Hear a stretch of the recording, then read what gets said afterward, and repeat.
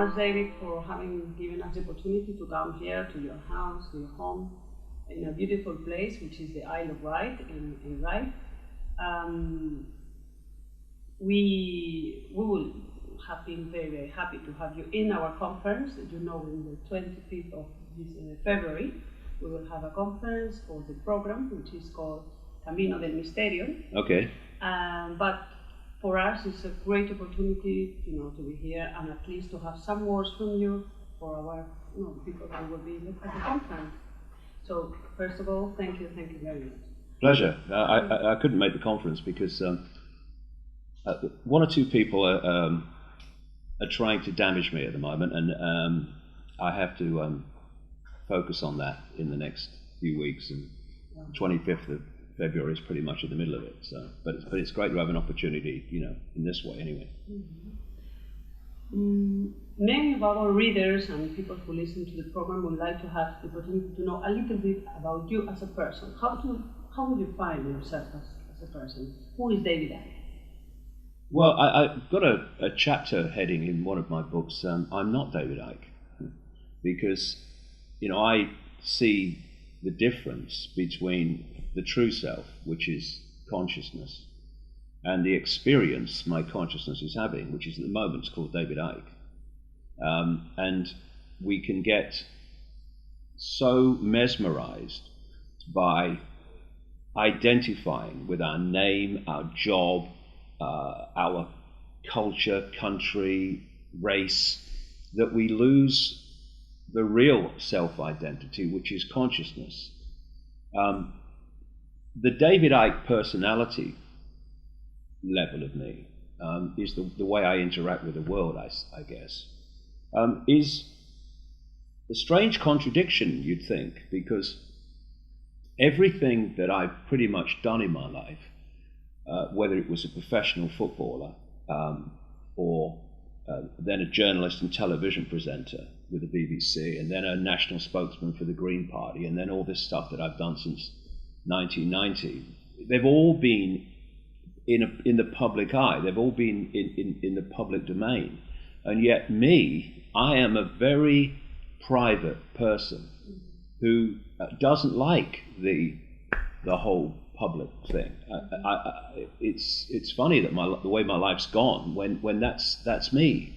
For instance, when I do an event, I'm back at the hotel as soon as possible, in my own space, because I just like that privacy. I mean, I spend now, most of my life has been with other people, but over the last 5 years, I guess something like 90% of my life is alone.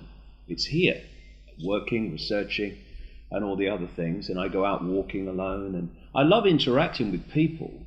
I love the events and the interaction with the audience. That is just the nicest thing in my life in terms of my work and everything. But I'm a very private person, and I don't like the public side of it. I'd much rather be anonymous. But given what I'm trying to do, I can't be, and that's been a challenge for me. So you can imagine what it was like to experience in the early 1990s that absolute historic proportion level of ridicule that I went through in Britain, when the person experiencing it was someone who doesn't like the public eye, likes privacy. And my whole life was like, here he is, look, every facet of it. But it did something for me. You were chatting before about how did I overcome the fear of reaction from people in terms of what I'm doing and saying. And it's all kind of tied into that, because the greatest prison, or one of the greatest prisons, right up there, that most people live in, is the fear of what other people think. When you fear what other people think of you, then you're no longer living your life You're living their version of what you should be. You're editing your life. You're censoring your life. You are going through these mental processes of what do I leave out? What do I not say about what I feel? And how do I put what's left in a way that's acceptable to these people so they won't think I'm crazy or whatever? That's what happens when you fear what other people think. Well, my concern about what other people thought of me was hit by some nuclear weapon, it seemed like, and just shattered. And that was the years, and it still goes on today in the mainstream media in Britain, but who have no idea what I'm saying. They've never bothered to find out. He thinks lizards run the world, that's it. That's as far as it goes. Is there any more? No, it's just that's it. So you're always going to get that from the mainstream media. But in those days, in the early 90s, early mid 90s, I mean, it was just incessant ridicule. Now, when you even walking around here in your the town where I live was ridicule and laughter. Going into a bar or a pub, just impossible. Forget it. It was just uproar. When that happens to you, you either fold and just withdraw from the world, and it was tempting, but never considered, or like steel going through fire, you come out a different person in a way.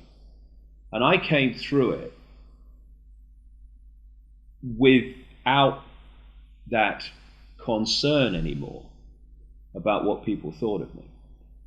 Now, when you look at life, you can see it as a series of random events. This happens, then that happens, and that happens, all by accident. Or when you look at your life, and it's blatant when I look at mine, you can see things happening that eventually become a clear sequence of events that are leading somewhere. And when you think of the information that I'm writing and talking about years after that period of mass ridicule, if I had not been cleared out of the fear of what other people thought of me by that experience, that extreme experience, there's no way I would be talking about and writing about hybrid bloodlines connected to non-human reptilian entities and moons that aren't what we think they are. I mean, you'd go, I ain't saying that. What were people going to think of me? And because of the ridicule, I can do it without any even vague resistance of what will people think, because people can think what they like. They have every right to think what they like, but then so do I, and that's the bit that we forget often. And so when I look back at that mass ridicule, I can't say I look back at it with affection. It was horrible. And my children were ridiculed at school and followed to school by journalists, and it was all horrible stuff. But it gave me a massive gift, and I've said many times in my books and interviews, life often gives you your greatest gifts brilliantly disguised as your worst nightmare. And it gave me my worst nightmare, but it also gave me, with hindsight, my greatest gift. Your personal awakening, as you also commented, started in Peru. At least one very, very important experience you have. And I'd like to ask you, what intelligence do you think they are behind this personal awakening for you? Well, that's a very interesting question, because for people that haven't come across the story, through 1989, when I was a television presenter with the BBC and also a national spokesman for the British Green Party at the time, through 1989, I started having this very strange experience that kept on recurring, and that was that when I was in a room alone, it didn't feel as if I was alone. It felt like there was a presence there. And this got more and more powerful until the spring of 1990, when I'm in a hotel in London called the Kensington Hilton, working for the BBC, just across from where the BBC is in West London. And it was this presence in the room was so tangible that I sat on the side of the bed and I looked into the room and I said, look, if there's something there, would you please contact me, because you're driving me up the wall. And then, just about 5 minutes walk from here, I was with my young son, he was at the time, he's a strapping 30-year-old now, and someone stopped me down the seafront where there is still there today, there's a newsagent shop and bookshop, and near the station, and someone stopped me to talk about football. And when we finished this short conversation, I saw that Gareth, my son, wasn't there, but I knew where he was. He was in the shop looking at books. So I walked in and I was just said to him, come on, Gaz, we'll go up the town, get some lunch. And as I did so, my feet wouldn't move. This was the first real, if you like, confirmation to me that something real strange was going on. This is around March 1990, and it wasn't a voice, but it was a very strong thought form, if you like, that went through my mind that was almost of voice proportions. And it said, go and look at the books on the far side. And I knew this newsagent, this bookshop, very well. And I knew the books it sold. It sold romantic novels, pretty much. All it did sell at the time. And I thought, why do I want to go over the books? First of all, it's like, what's going on? But also, why do I want to go and look at romantic novels? But, of course, you're bewildered, but you're also intrigued. And I started to walk towards the books, and my feet could move then. And when I got in, all these romantic novels were there, perfectly formed English roses and all this stuff. And then there was one which caught my eye because it was so different, right in the middle, and it was a book called Mind to Mind by a professional psychic called Betty Shine. And all I saw was the face in Mind to Mind, her face on the front. And I turned it over, and I read the blurb at the back, and I saw the word psychic.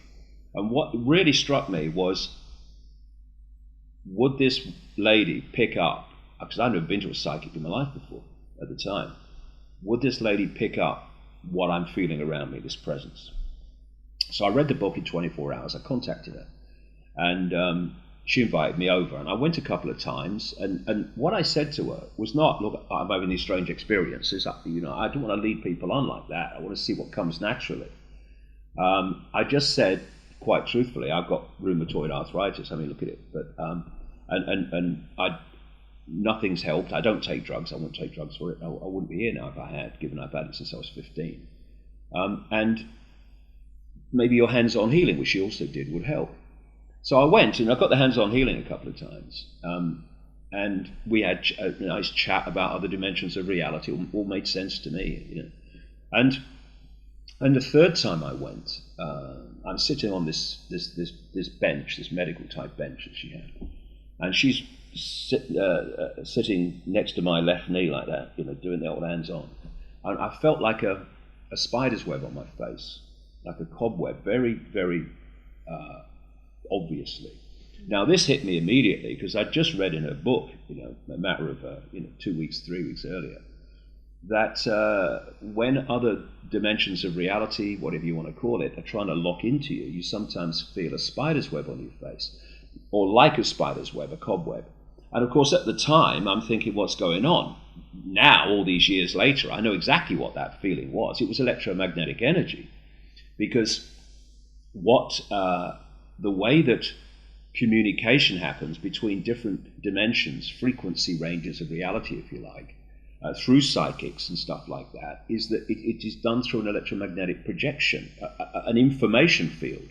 So the information field is just information, energetic vibrational information. So an English psychic would tune into that projection and they would decode it into English. A Spanish psychic would connect into the same information field and communicate it in Spanish, etc. Anyway, I didn't say anything to her about this feeling, the spider's web, and she's doing that. And then about 10 or 15 seconds after I felt that, she goes, "Oh my God, I've got to close my eyes for this one. This is powerful." And I'm going, "Ooh, what's going on here? It's all new to me."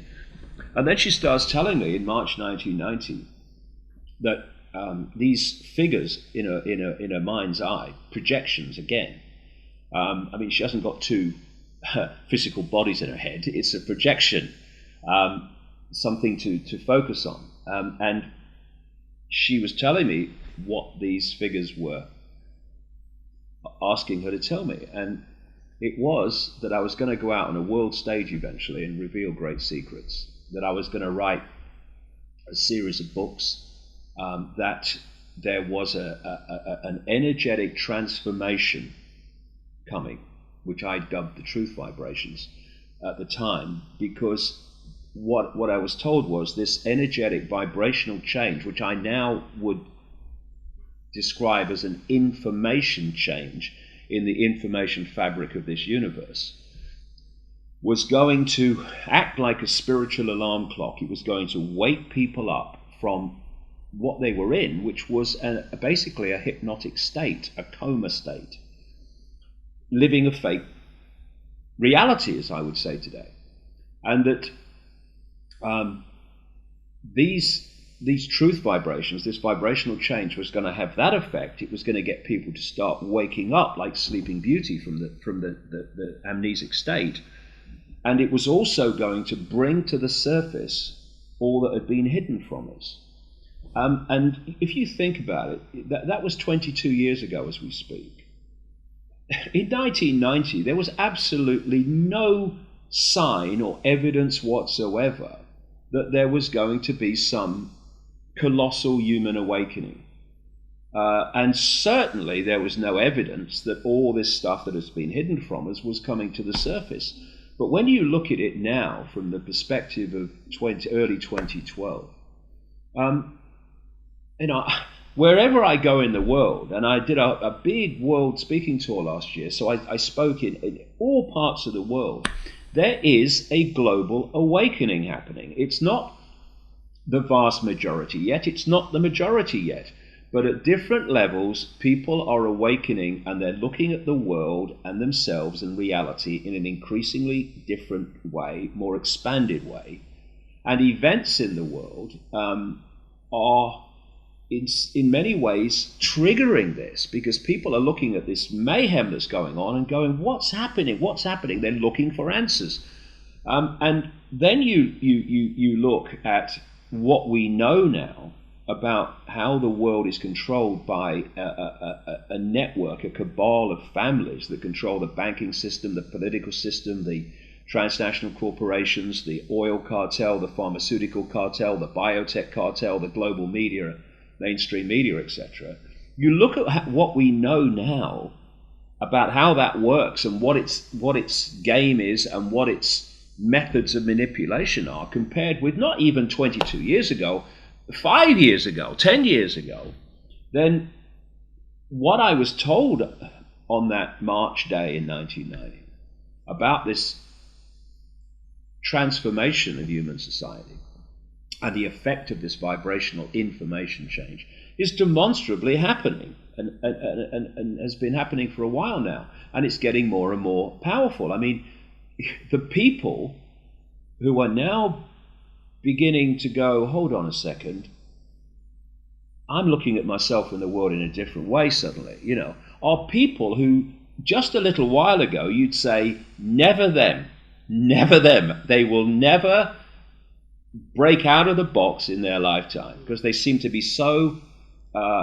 enslaved by it. And now even some of those people who were absolutely system programmed people are now beginning to see it. So, and it's interesting, coming around to one of the points of your question is What do you think I, is your higher self? Is an benevolent intelligent? well, this is an interesting thing because you would think when I was contacted in that way in 1990 that I would have been desperate to know who it was, names, dates, places, come on, and all this stuff. But I wasn't. It was like something within me knew that for whatever reason I'd come to do something, and this was fundamentally connected to it. And so there wasn't this battle between David Icke, television presenter, Green Party spokesman, and this experience, which it's like I knew, and so it felt so right to me. I just went with it. And what happened after that experience, and something similar happened a week later when I went back, and the contact continued. And one of the messages that came through that time was, one man cannot change the world, but one man can communicate the message that can change the world. And this is a vital fact. This is not about me. It's about the information. That's the transforming thing here. And for all these years, over 2 decades now, every now and again you might have a little thought, I wonder what this force is that, because it was blatant from that experience with Betty Shine, from then on, that when the communication said through her that they were going to put information into my mind, and other times they were going to lead me to knowledge, that there was no need for arduous seeking. All I had to do was follow the clues they would give me, because it was all arranged a long time ago and before I kind of came here as David Icke. From that time, absolutely that happened. It's been like some hidden force handing me pieces in a jigsaw puzzle, virtually in the order necessary for me to see where they go. And if that had not been happening all this time, I would not have produced all these books. I would not have been put together all this information. I would not have connected all these dots. If just the David Icke level of me, I'd been left to get on with it, I might still be on book 2, and it would be nothing nearly as expansive as what it is. There is a force, and only very recently, because I had this feeling that I wanted to go back to Peru, where so much happened to me in February 1991. Incredible experiences, paranormal experiences you would call them. I've just had this feeling for like 6 months or even a bit more. I need to go back to Peru, and I was going to go back on my own. And then some organisers in Australia who I worked with last year said, "Well, why don't you get some other people to come with you, and we'll make it an event that more people can share." So because of that, my mind has actually been turning even more recently to what is this force, and I do think that at some point I am going to get very clear confirmation of what it is. I don't see it, you see. I don't see it as like extraterrestrials in some ship or something like that. I see it as a level of awareness, a level of consciousness. And in the end, while we perceive ourselves as so-called humans and our name and job and income bracket and all the rest of it, we are all, in the end, if we open to it, we are all higher realms of consciousness. So in the end, because everything is one, at some level we're communicating with ourselves. The question is, how expanded is that level of self that you are communicating with? Because if you shut out the higher levels of self, you get pulled into mind-body, which is basically filtering and decoding and perceiving everything through the 5 senses, which is a very, very low, narrow, incredibly limited range of perception. And that's where most humans have been and still are, because the system has been structured to put them there. And this is a key reason why when people who, throughout history, whoever they are, who have opened their mind to a greater consciousness, not that it means that they're special and you know, messiahs. It just means they've opened their mind to what anyone can, higher levels of awareness. So your point of observation of everything changes. That's why they have been ridiculed and or condemned or dismissed throughout history, because what they are perceiving, what they are decoding, is not being perceived and decoded by the vast majority of people who are still in that closed-minded state. And thus it's like a person talking one language trying to understand a person talking another language. They just don't understand what you're talking about, mate. But what's interesting is as this collective awakening it happens, people are going through the same process. And so more and more people are starting to look at what I'm saying because they're starting to decode the same stuff, and therefore it's starting to make sense to them. Could you tell us about any of these paranormal experiences? Something that happened recently, for example. Well, what happened in Peru was a life-changing experience, and funnily enough, the organizers of the return to Peru, you know, a group of people, they've organized it so that my 60th birthday will be celebrated, if you like, in a stone circle in Peru, and it's for a particular reason. After the Betty Shine experience, the old life fell apart. Very soon after, within like 2 months, maybe slightly more, of the meeting with Betty Shine, the BBC announced they weren't going to renew my contracts, so I was out of work. And I could have looked for other media work, but this was telling me, no, there's another road now. And so I didn't. And I spent 1990 basically walking around going, you know, what's happening to me?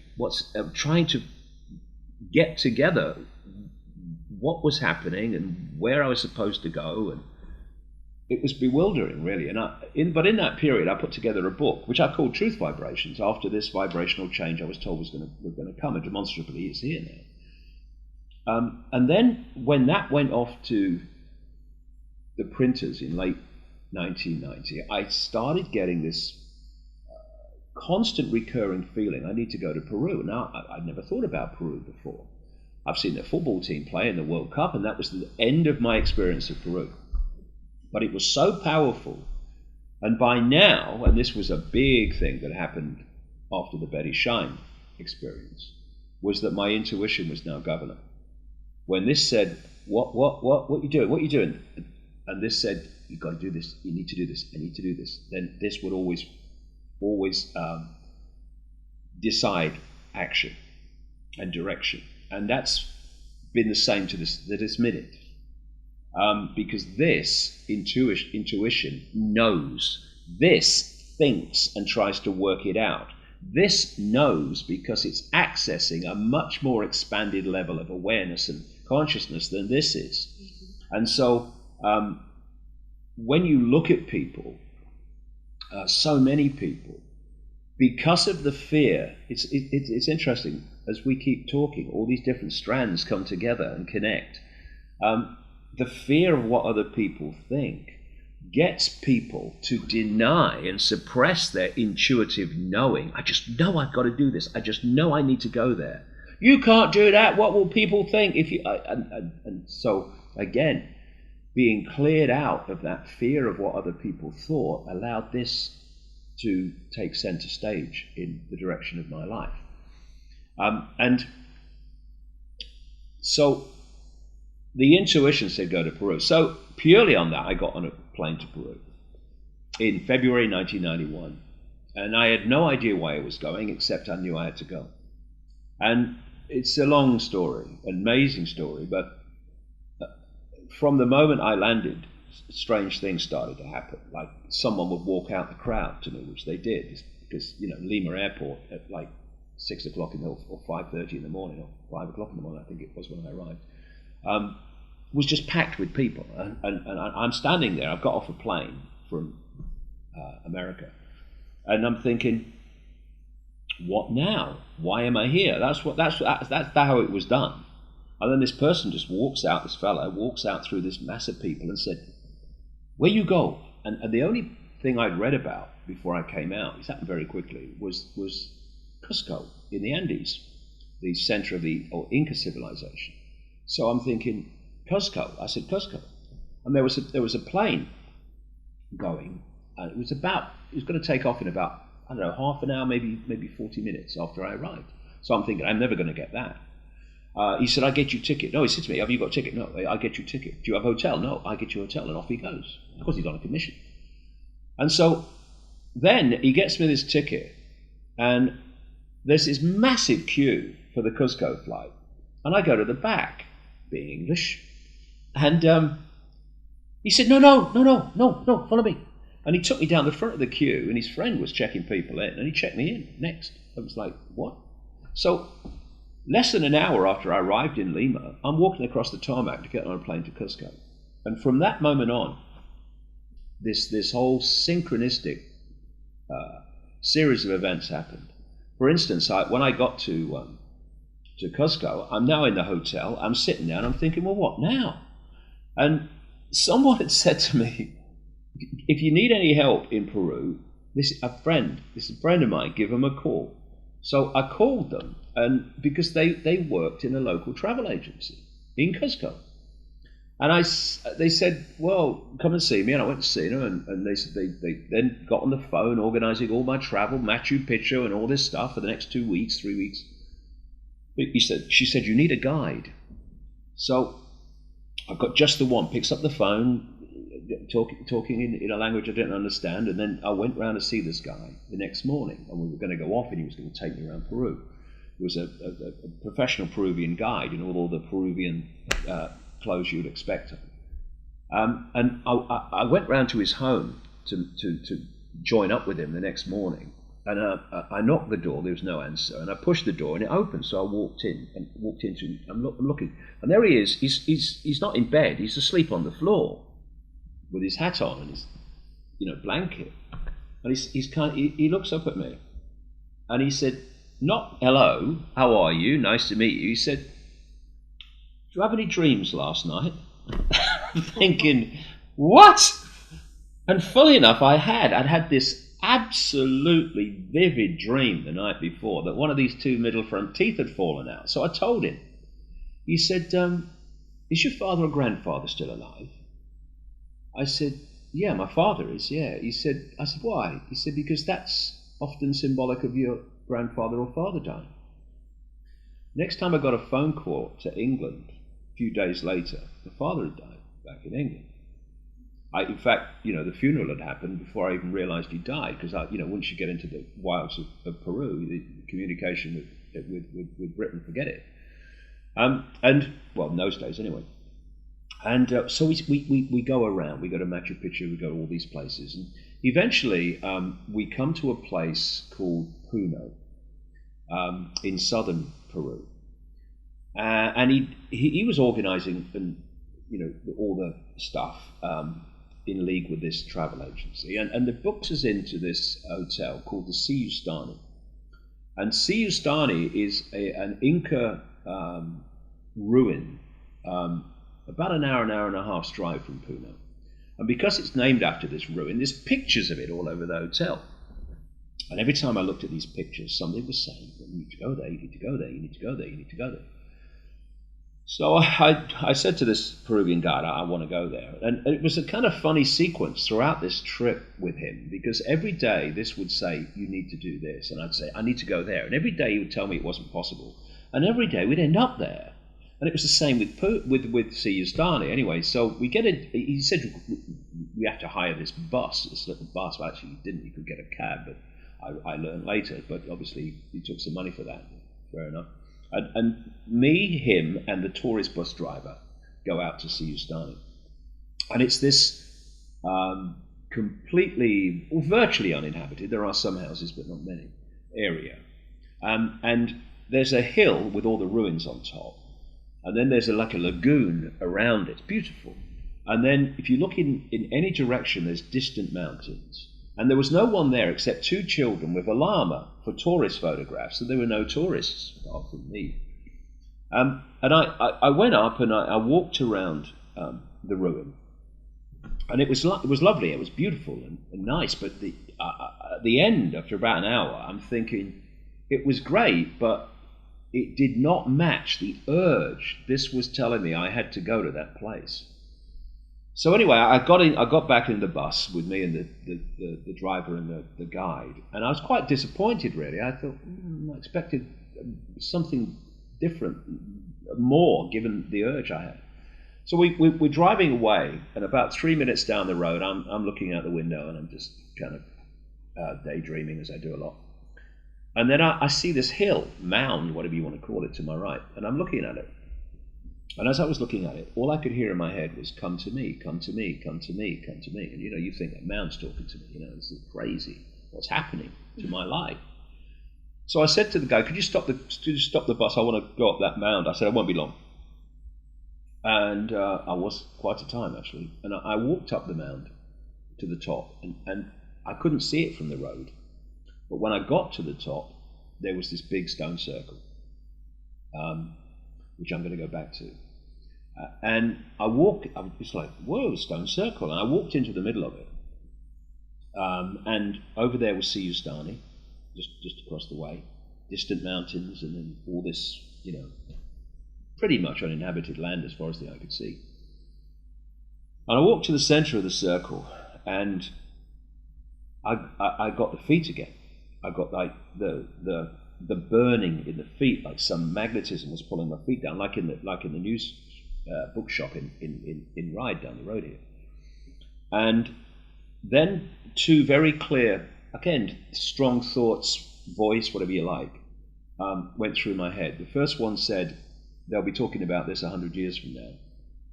And the second one was, "It will be over when you feel the rain." And I'm looking up at a cloudless Peruvian sky with a piercing sun, and I'm hearing in my head, my mind, "It will be over when you feel the rain." It just seemed to be the conclusion, the climax of the ludicrous direction my life had gone. There's no way. What do you mean it'll be over when you feel the rain? Anyway, what I was feeling as I was standing there was like a drill going into the top of my head, through my body into the ground. I was feeling another flow coming back and out the top of my head. And then my arms went out at 45 degrees, like that, without me making any decision to do it. And you can't hold your shoulders like that, I can't anyway, for very long before they start to ache. But mine were like that for, must have been, 40 minutes, maybe more, while this process situation happened to me, because this energy coming through me got more and more powerful until I was literally shaking, standing there.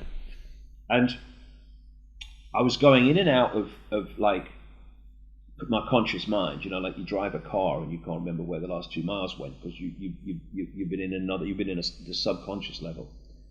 And then one of these times when I came back to my conscious mind, awareness, if you like, I realized that over the distant mountains, and it was quite a long way away, there was this light grey mist. And it got darker very quickly. And I thought, it's raining. And over the next, I don't know what it must have been, half an hour, this rainstorm came out of the mountains. And the weather forecasters talk about weather fronts. Well, this was a weather front.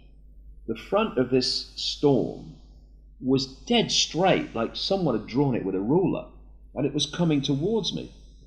It covered the sun eventually, and it was all happening ridiculously quickly. And I was looking up as it got closer, and these billowing clouds like dry ice on a stage, and I could see faces in them and stuff like that. And eventually, I'm looking at this wall of stair rod rain coming towards me. I mean, if you did it as special effects in a movie, people would say that's ridiculous, that's just far-fetched. It happened. And as it came towards me, I'm now absolutely at the peak of this energetic, whatever the heck was going on. And then the rain hit me, and I was instantly soaked because it was so, immense, the wall of rain. And as it hit me, all this energy stopped. And my life was never the same again. Because I had energy pouring out of my hands for hours, and I had a crystal with me, and I was holding this crystal to try to take this energy out, and it was pouring out of my feet, and I couldn't sleep that night because it continued. And I came back to Britain. Many other things happened in Peru as well, but I came back to Britain, and the book, The Truth Vibrations, was coming out, and the media started to get hold of the fact that something strange was happening to me. And that's when I went on the chat show on the BBC prime time called The Wogan Show, and the ridicule started in earnest. But what happened after that experience in Peru is that for 3 months, it was about 3 months, maybe slightly more, I didn't know what was going on. I can see it now as I look back at it, that whatever hit me in Peru burst that bubble that we live in. And with the bubble bursting, information and concepts and perceptions poured into my conscious mind, and you just couldn't process it. You know, when you press too many keys on a computer, it freezes because it can't process so much information at the same time. Well, that was what happened to me. And so for 3 months, I mean, I didn't know what planet I was on, where I was, or anything.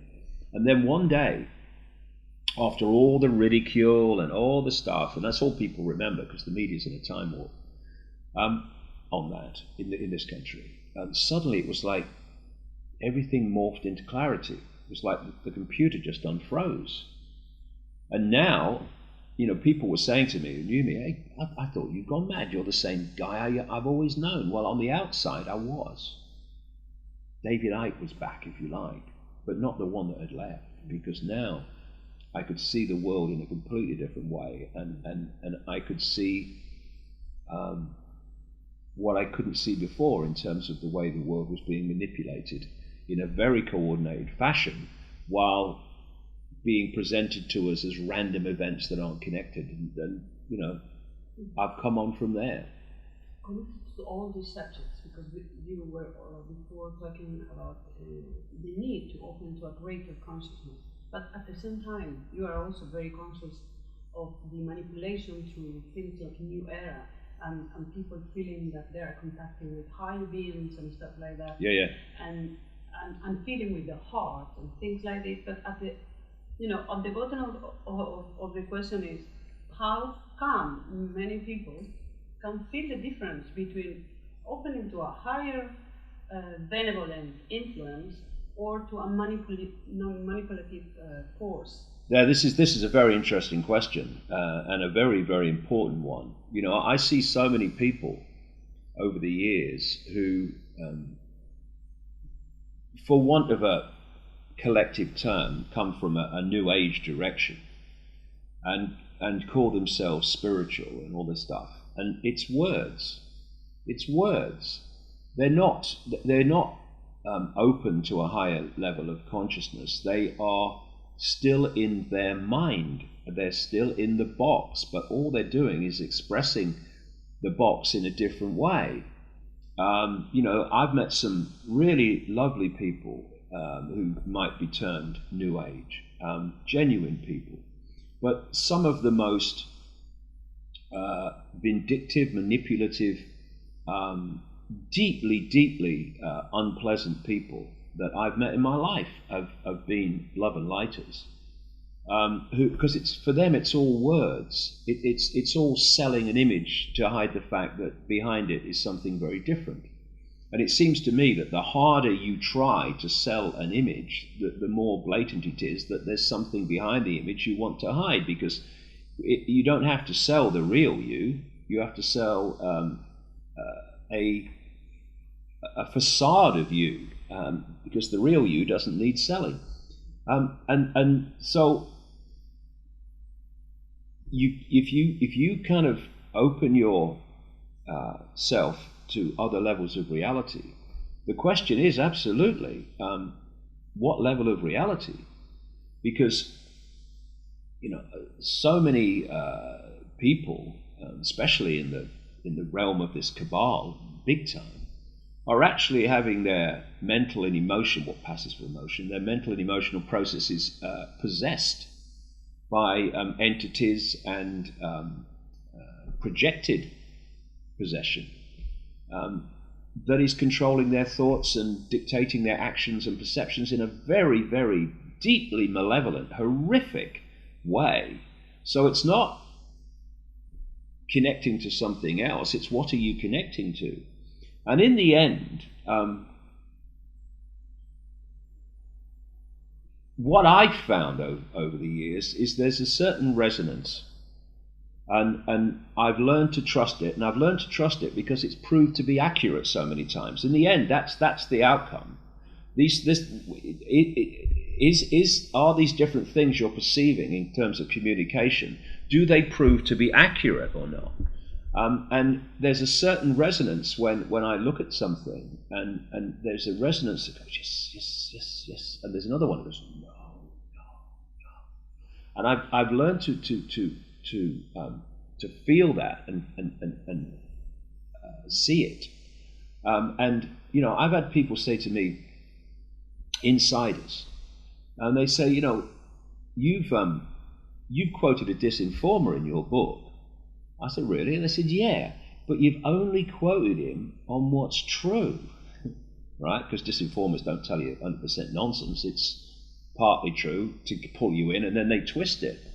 And he said, how can you do that? I said, well, I didn't knowingly do it, but something of what he was saying went, yes, yeah, and the other one went, no. And so there's an energetic resonance that you feel.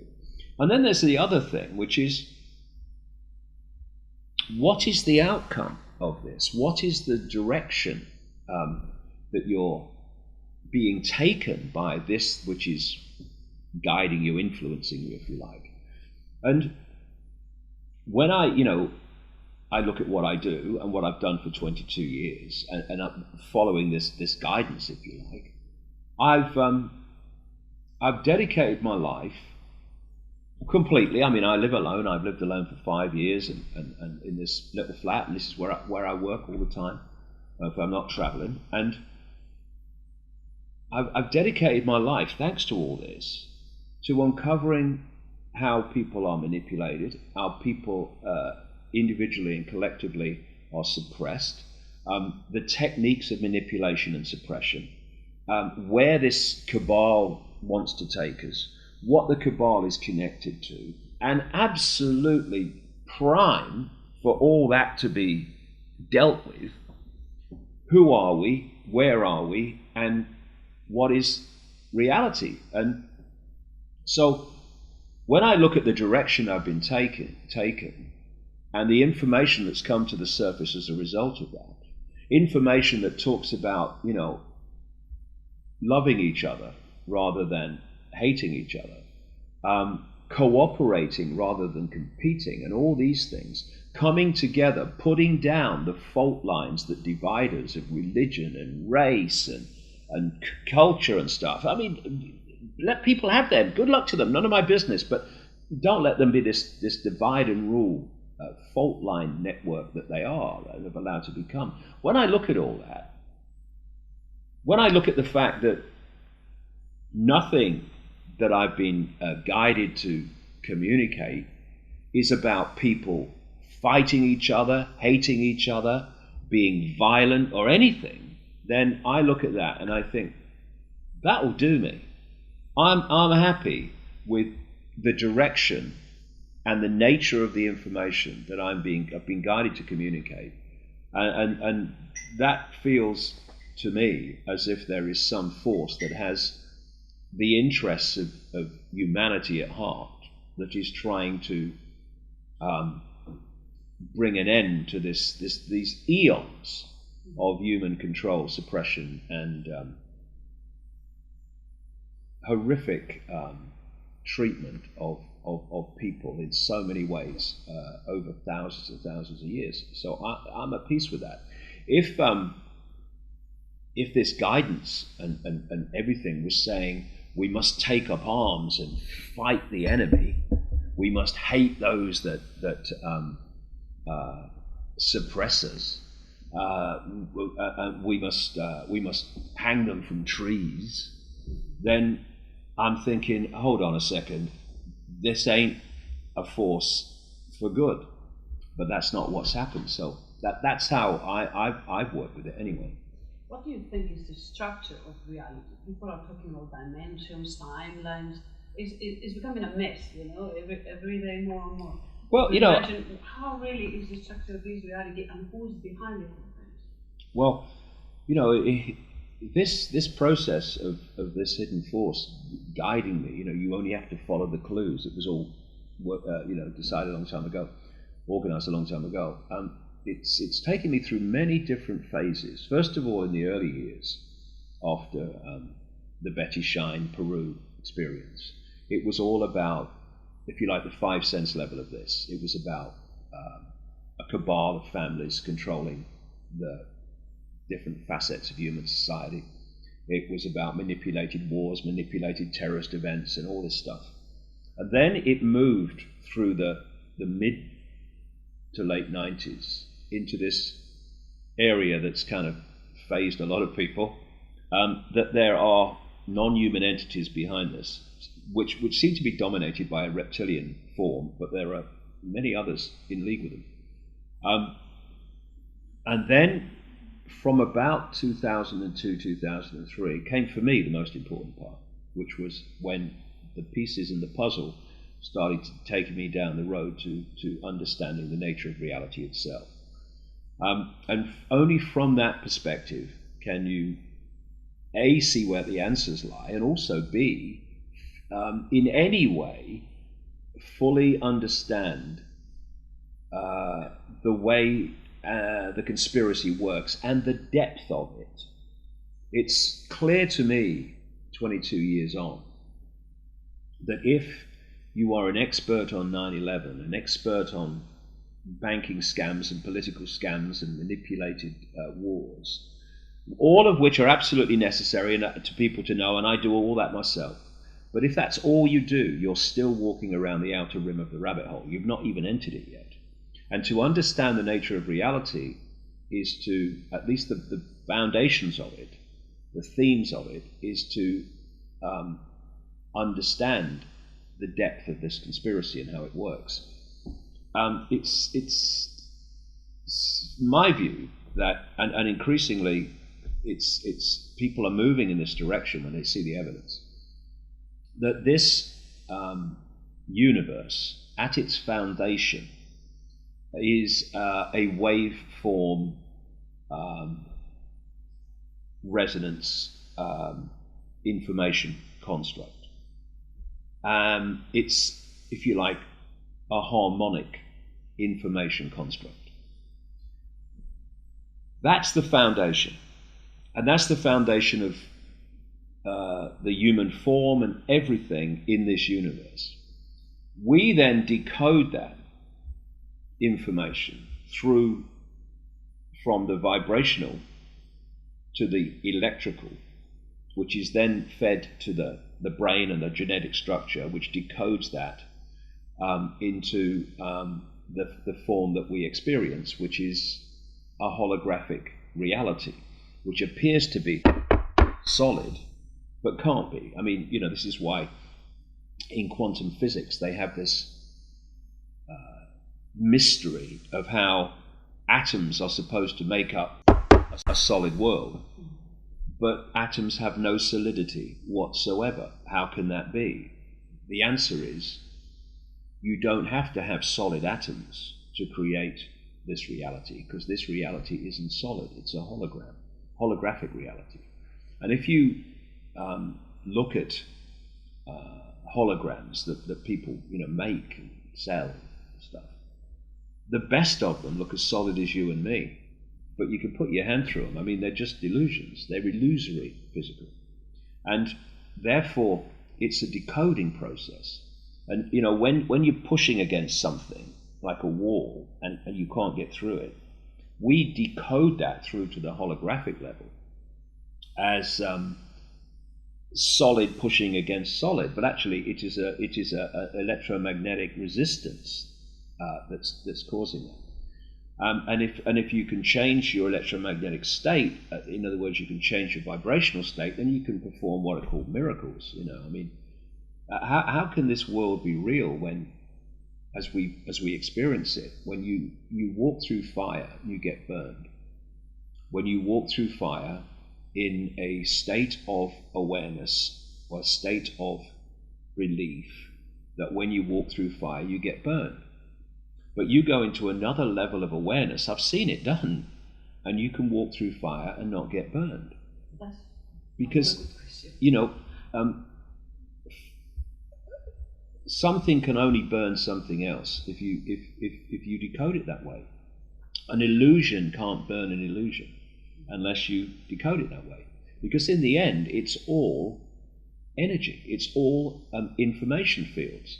We just decode them through. Now, the classic vibration to electrical to perception is the ear. All the five senses are there to turn vibrational information into electrical information, which the brain then constructs into this reality, or the whole genetic structure does. So you get the vibration in the ear, because when I'm speaking, my words are not passing between us. A vibrational field of information generated by my vocal cords is passing between us. And the only time you hear what I'm speaking is when you decode that information through the ear into the brain. So this is, I mean, I could talk forever about the illusory nature of reality and what we take to be real. And thus, this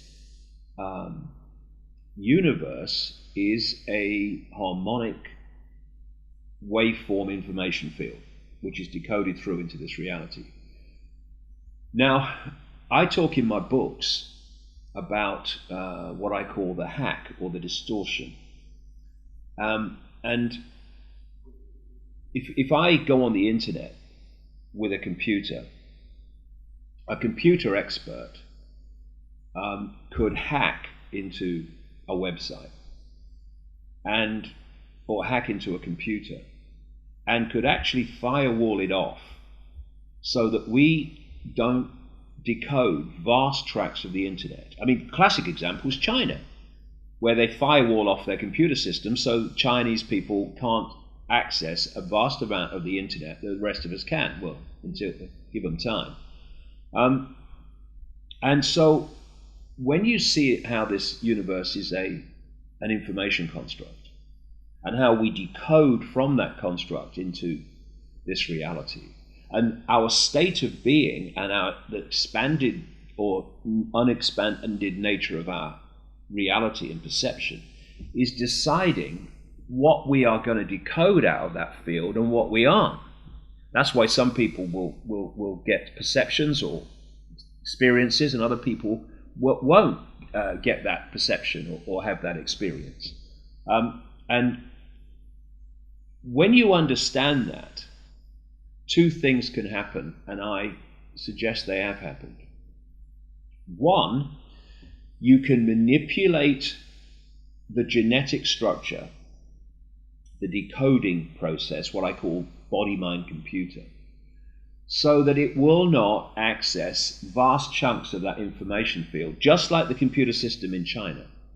And when quite early on in this story, in the early 1990s, pretty much after it all began to start for me, one of the earliest things I came across was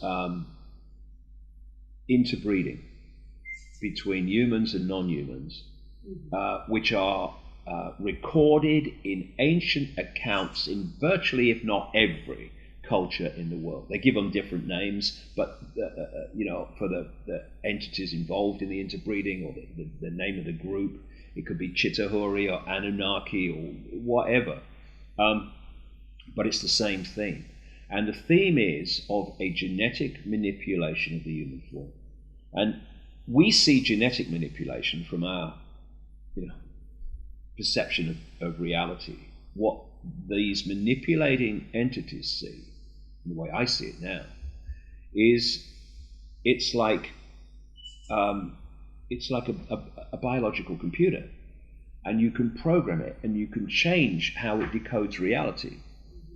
And it's interesting that depending what scientists you talk to, they say that between 90 and 98% of human DNA is what they call junk DNA or non-coding DNA, because they don't know what it does.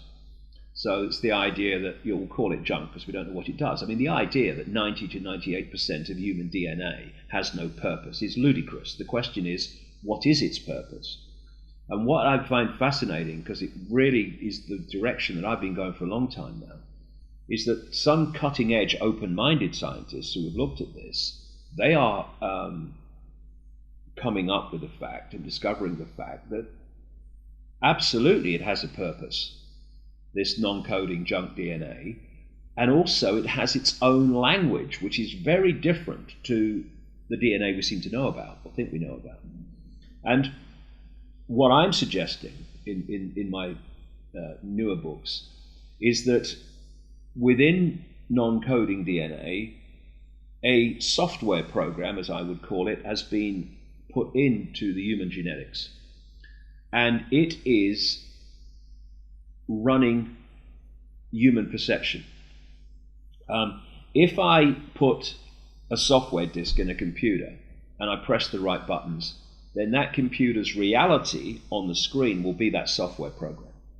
And when you think how human emotion is one of the greatest controllers, suppressors, and drivers of human behavior and perception, and then you realize that actually the way the body reacts to emotion of various kinds is not the body reacting to some external thing. The emotion is coming, human emotion as we perceive it and experience it, is coming from the body. And what I'm saying is it's coming from this software program within non-coding junk DNA. And if you are in body-mind, five-sense reality alone, then there is a very, very good chance that you go your entire life in this world without having a single original thought or emotional response that hasn't come from the software program.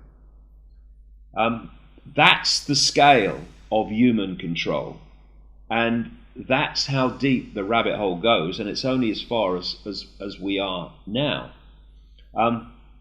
So we have the thoughts and we have the emotional responses, but where are they coming from? When you see people like Carl Jung, the famous Swiss psychiatrist, and others who talk about archetypes, they say that they can basically break down human personalities into 12 big archetypes and combinations of them, some others too, but really major ones.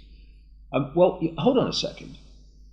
We live within all possibility, infinite possibility, and you can break down human personalities into not many archetypes and combinations of them. What's going on?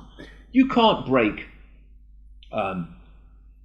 infinite possibility down into a few archetypal personality types, but you can if it's a software program. You absolutely can then. And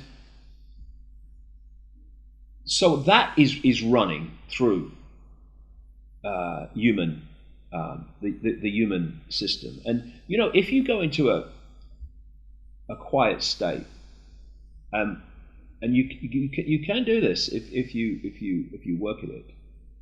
You can literally observe your own thoughts. Mm-hmm. You know, the chatter in the head never stops.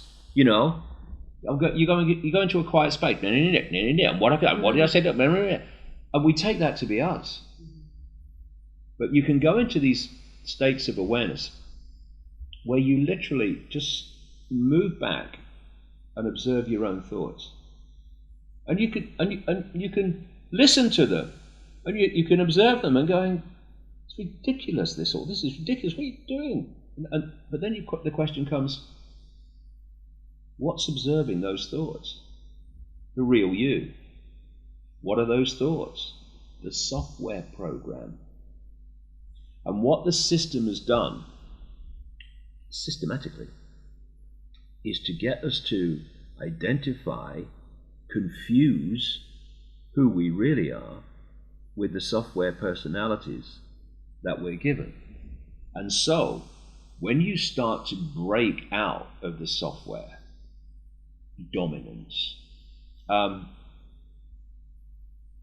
you move your point of observation beyond the program into the realms of true consciousness, then those who are still running the program thinking it's them, they're going to think you are insane or dangerous or ridiculous, because they literally cannot compute through the software what they're doing, what you're saying rather. And so this is what the awakening is that I was told about 22 years ago. It's breaking open the mind to move your point of observation from the software program into levels of our awareness that are beyond the software program. And at that point, you can see what the software program is actually there for us not to see, which is all the things that are going on around us that we don't connect, we don't think are possible, because the software program is telling us what to believe.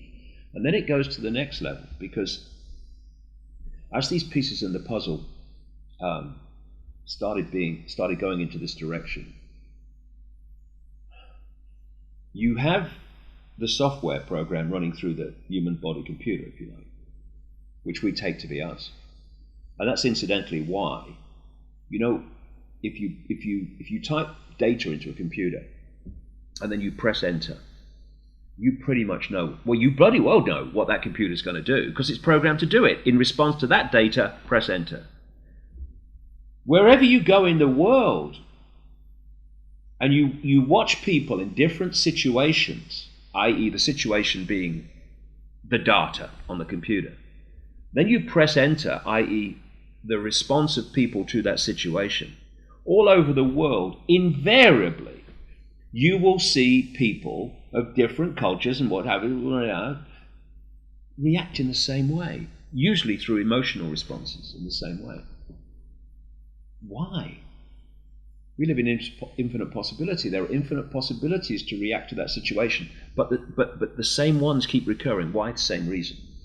And so there's that, but there's also what I call the hack, which is that this force that is behind human suppression and behind the human, apparently human families that are behind the suppression in the world that we live in, has created a fake reality. It's hacked into the information construct of the universe, this part of it anyway. And it has created a fake reality which is being fed to us. I think the moon's involved in this. As I go into in the latest book, Remember Who You Are, Saturn is big time involved in this. And pennies started to drop when I was writing this latest book particularly, of why, as people have been pointing out for years, researchers, that Saturn symbolism is everywhere. When you look at it, courts, governments, secret societies, Saturn symbolism everywhere. So you say, why? Why is Saturn symbolism everywhere? And then you realize the impact of Saturn, and you start to realize why these secret societies and governments and everything, and society in general, the structure of it, the authorities of it, are obsessed with Saturn symbolism. And it's like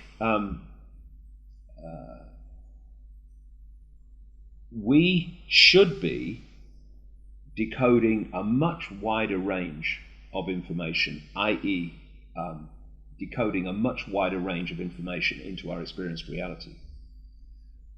But this hack, in conjunction with this genetic manipulation, has put us in a tiny, tiny frequency range, which people don't realize how tiny it is. The electromagnetic spectrum, according to mainstream science, is, some people say, about 0.005% of what exists in this universe in mass and matter. Some people say it's a bit more, but not much. Visible light, which is the only frequency range that we can decode into a reality we can see, is a fraction of the 0.005%. People think when they look out their eyes that they're seeing everything that exists in the space that they're observing. No. They're experiencing a tiny band of frequency, and all the rest of the universe and multiverses and infinity in general is all sharing the same space. Space is an illusion too, really, that I'm sitting in, and it's all existing in this space. But because this is programmed to only decode this narrow band of frequencies we call visible light, this is the only band that I can see. And thus, when people talk about the paranormal and all that stuff, and ghosts and things appearing and disappearing, well, they haven't appeared and disappeared. But if they enter our frequency range, we decode them. It appeared out of nowhere, and then it leaves our frequency range. We can't decode it anymore. It disappeared in front of my eyes. No, it didn't. You ceased to be able to decode it because it left the frequency range you can decode. So once you realize this, all this paranormal stuff becomes perfectly explainable. So what we call extraterrestrial actually is not extra anything, because it's just sharing our own reality on different dimensions, on different levels. Yeah, I prefer to use the term interdimensionals for that reason. And this force that I'm saying is manipulating our world operates overwhelmingly outside of the frequency range that we can decode, because that's its state, that's its vibrational state. Basically, that's what you're vibrating to, you experience. I mean, it's like a radio. If you tune it to radio 1, your experience is radio 1, because that's the frequency you're tuned to. Move the dial to radio 2, now your experience is radio 2. But if you're on radio 2, you cannot experience radio 1. It's a different frequency. It's real simple that way. And so to manipulate our reality, this force, which very much takes a reptilian form, among others, but actually in the end goes out of the realms of form into realms of pure awareness. It needs to manipulate our world. It needs people, if you like, human body computers within this frequency range, so it can manipulate us by controlling the banking system and all this stuff. And thus, this is where these hybrid bloodlines come from, which the ancients all over the world talked about, the creation of these hybrid bloodlines. And these hybrid bloodlines became known in the ancient world as the demigods, part human, part gods, as they were perceived, because there was a genetic creation which in one level has human genetics, but has a massive infusion of reptilian genetics. And these are the bloodlines that run the banking system, the political system, own the media, and all that stuff. And this is where the whole theme of royalty comes from, an aristocracy. The idea of the divine right to rule, which is what? The right to rule over people because of your genetics. I mean, 2 hours from here in London, we have a head of state, Queen Elizabeth, who is only head of state because of her bloodline, her genetics. The ancient Chinese emperors used to claim the right to be emperor because of their genetic connection to the serpent gods, and so on and so forth. It was this hybrid genetics that this whole royalty aristocracy stuff all over the world came from. And when, obviously for a long time, the aristocracy and the royal families of the world ran the show.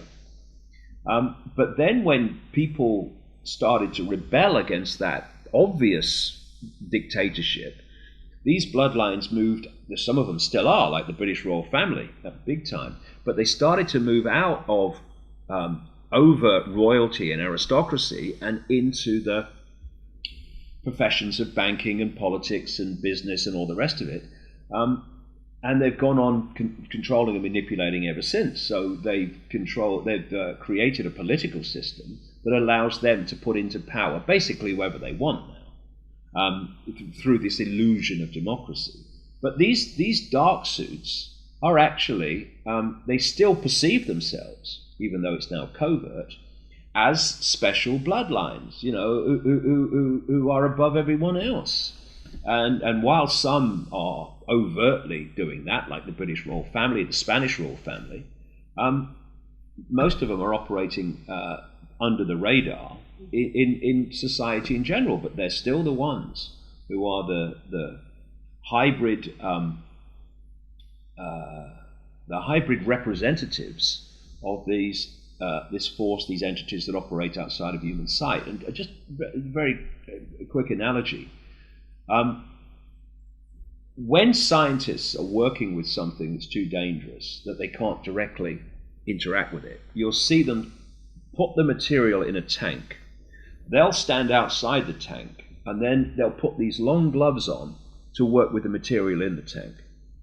Well, if you take the scientists to be these entities operating outside of human perception, you take the tank to be our reality, and you take the gloves to be these bloodlines that are representatives within this reality of this force.